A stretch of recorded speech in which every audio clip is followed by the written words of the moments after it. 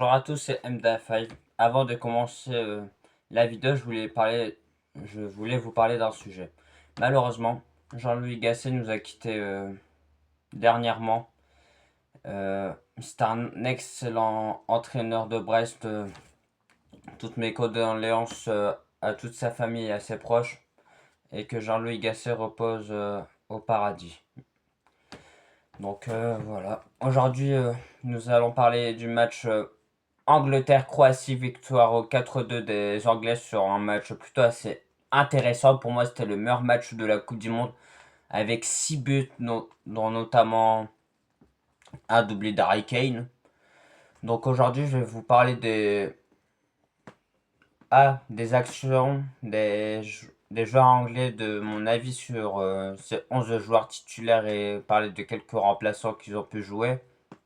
Et, et dire si l'Angleterre m'a rassuré durant ce match. Commençons. Dès le début du jeu, nous voyons l'Angleterre dominer la balle avec un jeu plutôt assez court. Même Jordan Pickford, lorsque les Croates mettaient une pression sur Jordan Pickford, j'avais l'impression qu'il avait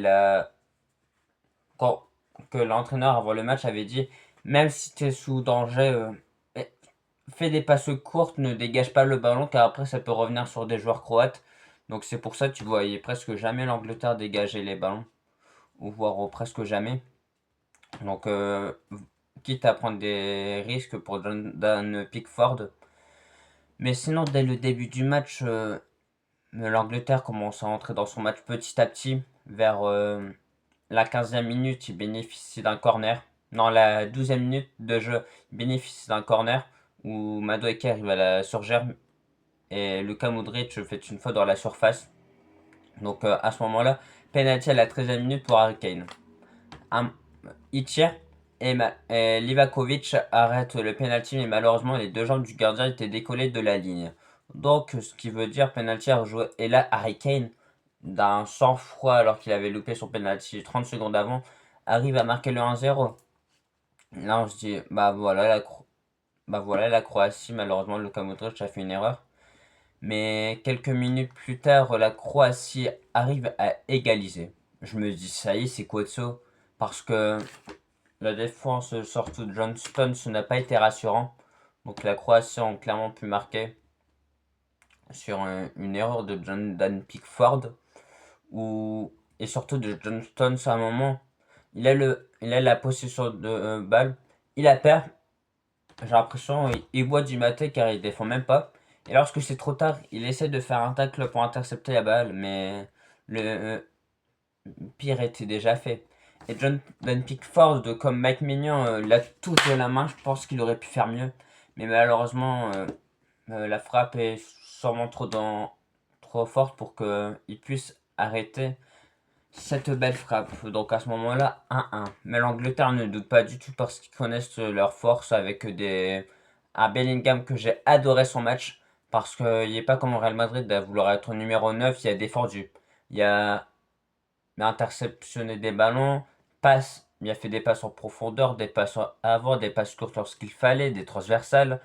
Il a même marqué un but. Donc franchement, le match de John Bellingham, je l'ai trouvé complet. Donc c'est rassurant pour lui durant la Coupe du Monde.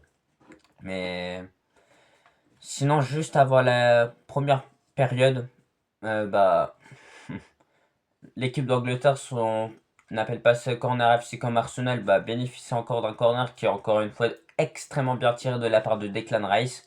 Euh, Personne n'est au marquage de Harry Kane, donc il fait une tête en toute tranquillité. Et à ce moment-là, je me dis, Harry Kane commence vraiment sa Coupe du Monde comme Kylian Mbappé.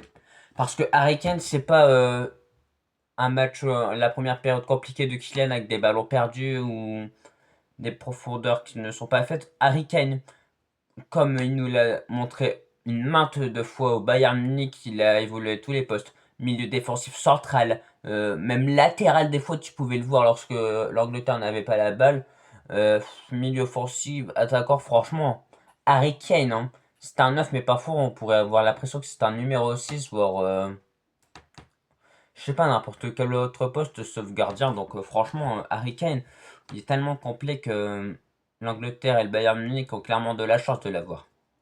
Et Madueke, je l'ai trouvé plutôt assez dangereux sur ses centres avec son pied droit. Certes, de base, il est gaucher, mais ses centres du pied droit sont toujours dangereux et qui a failli marquer grâce à un centre de sa part. Mais, encore une fois, comme je vous ai dit, Harry Kane, il marque sur corner. Mais la Croatie, vers la 45e minute plus 5, arrive encore à marquer. Franchement, je me dis, la Croatie, franchement, c'est une excellente équipe malgré qu'ils ont perdu 4-2 et que Thomas Tuchel a vraiment montré une stratégie de jeu, une cohérence avec tous les joueurs. Franchement, hein, Thomas Tuchel, on le critique. Il y a certains Anglais qui le critiquent parce qu'il est allemand. Mais ses tactiques de jeu et même humainement, ça a l'air d'être une excellente personne. Mais franchement, la personnalité de Thomas Tuchel, je kiffe cet entraîneur-là personnellement. Même lorsqu'il était à Chelsea, rappelez-vous, même les Parisiens, je pense qu'ils ont encore un bon souvenir de lui. Même Chelsea, car dès qu'il arrive à Chelsea, bah, comment dire que Chelsea soulève la Ligue des Champions. Donc c'est pour vous dire que Thomas Tuchel sait s'adapter en club et en sélection. La preuve avec l'Angleterre. Et puis à la mi-temps est sifflé de 2. Donc Thomas Tuchel il a dû donner une stratégie de jeu. Je sais pas ce qu'il a dû dire au vestiaire durant la première période. Mais franchement, il a dû motiver ses joueurs. Même adopter des stratégies de jeu parce que la deuxième mi-temps de l'Angleterre est parfaite. Car dès le début du jeu, l'Angleterre arrive à se créer 3 tirs dangereux, dont notamment un but en 5 minutes après la période. Et si j'ai pas de bêtises, c'est un but de Jude Bellingham. Donc franchement, Jude Bellingham, excellent match. Pour moi, c'est l'homme du match avec Harry Kane. Donc franchement, c'est à saluer ses performances récentes. Que dire de plus Gordon n'a pas fait un excellent match pour son premier match. Après, je vois beaucoup de supporters anglais dire ouais, de toute façon, le Barça, ils ont mal fait de l'avoir acheté. Mais vous allez voir, Gordon, certes, je suis d'accord avec vous, il n'a pas fait un match excellent, voire bon. Mais il va réagir petit à petit et montrer qui devrait être titulaire à l'équipe d'Angleterre à gauche. Donc Gordon, match décevant, et Marcus Rashford il est rentré à la place. Il marque un but franchement sur sur une très bonne action de l'Angleterre avec des passes. Franchement, les passes elles étaient parfaites. Des passes coordonnées, des passes précises. Donc franchement, félicitations de la part de l'Angleterre. Voilà. Elliot Anderson, c'est le milieu ayant, ayant gratté le plus de ballons. Franchement, Elliot Anderson, je comprends que les clubs comme Manchester City, même Liverpool ou d'autres clubs anglais posent 150 millions d'euros. Parce que même dans ce match, il nous a montré qui était le patron au milieu de terrain. Avec du Declan Rice et du Jude Bellingham. Donc franchement, Elliot Anderson, excellent match de sa part comme il a pu faire toute la saison avec Nottingham Forest, malgré que l'équipe n'était pas folle de Nottingham, je ne vais pas vous mentir. Mais franchement, tous les supporters anglais doivent être fiers d'Elliot Anderson. Et pour moi, c'est peut-être un des meilleurs milieux de terrain actuellement au monde à son poste. Donc c'est pour vous dire la grandeur d'Elliot Anderson. Donc franchement, match extrêmement maîtrisé de l'Angleterre durant ce match. Je suis content, ça a pu nous montrer que même si ça pouvait concéder des buts, l'Angleterre est hyper forte pour se créer des frappes parce que c'est l'équipe ayant créé le plus d'XG pour l'instant dans ce mondial. Donc c'est pour vous dire que l'équipe d'Angleterre offensivement est excellente, notamment avec un joueur comme Harry Kane, c'est tout de suite plus facile. Mais voilà.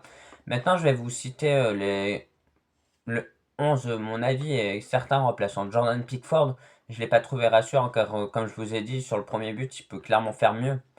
Et je trouve qu'il a un peu trop caractériel, ce gardien, pour, euh, pour être performant.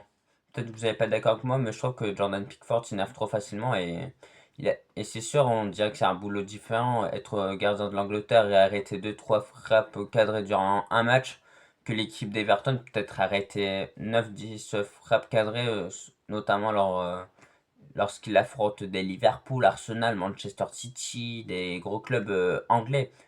Donc franchement, Jordan Pickford, je ne l'ai pas trouvé rassurant. Et attendez. Euh, Latéral gauche, Nico Reilly, pour moi, c'est une vraie découverte avec l'Angleterre et même Manchester City parce que la saison dernière, il commençait clairement pas titulaire car Manchester avait pris Riyad Aït-Nouri. Mais petit à petit, Nico Reilly a su prendre sa place en tant que latéral gauche parce que de base, c'est un milieu de terrain, mais on connaît tous Pep Guardiola qui aime bien mettre des joueurs qui ne sont pas forcément à leur poste, qui peuvent performer extrêmement bien. La preuve avec Nico Reilly. Franchement, Nico Reilly, excellent match de sa part. Certes, c'est un latéral plus offensif que défensif, mais j'ai trouvé qu'il était clairement solide sur son côté. John Stones, je n'ai pas compris pourquoi il a commencé titulaire alors que Mike Gueye est tellement performant que John Stones, franchement, dans ce match, il était à revoir. Franchement, son niveau un peu déçu de sa part. Mais pour moi, il aurait même pas mérité de commencer titulaire. Mais c'est que mon avis. Contre ça aussi, je comprends pas pourquoi il a commencé titulaire. Mais par contre, même si j'ai pas compris le choix de Thomas Tuchel, il a fait un bon match dans l'ensemble, des bonnes interceptions, des passes en avant comme les deux défenseurs centraux dernièrement qui apposent du danger grâce à leur passe, même si ce sont défenseurs centrales. Oui, ce James, c'était pas son meilleur match parce que lui tout seul, il peut gagner un match. Mais oui, ce James a été plutôt assez solide. Mais j'ai pas compris vers la fin du match. Thomas Tuchel décide de mettre Reece James milieu de terrain comme à Chelsea. Franchement, dans ce poste de milieu de terrain, je l'aime pas vraiment. Je trouve qu'il est vraiment plus performant latéral droit, donc j'ai pas compris. Mais Thomas Tuchel, c'est parfaitement ce qu'il fait. Elliot Anderson, comme je vous ai dit, excellent. Franchement, que dire de plus le mec qui récupère le plus de ballons durant ce match. Donc franchement, excellent match d'Elliot Anderson. Declan Rice, il pro on peut dire qu'il provoque un penalty car grâce à son corner, bah, même si c'est Madueke qui provoque intérieurement le penalty, c'est Declan Rice qui tire extrêmement bien. Donc, et après, il fait une passe décisive. Donc franchement, le match de Declan Rice comme Arsenal a été excellent. Jude Bellingham, un des meilleurs joueurs, soit Harry Kane ou soit Jude Bellingham, aurait mérité d'être homme du match. Parce que franchement, le match de Jude Bellingham, il est à revoir dans toutes les écoles de football.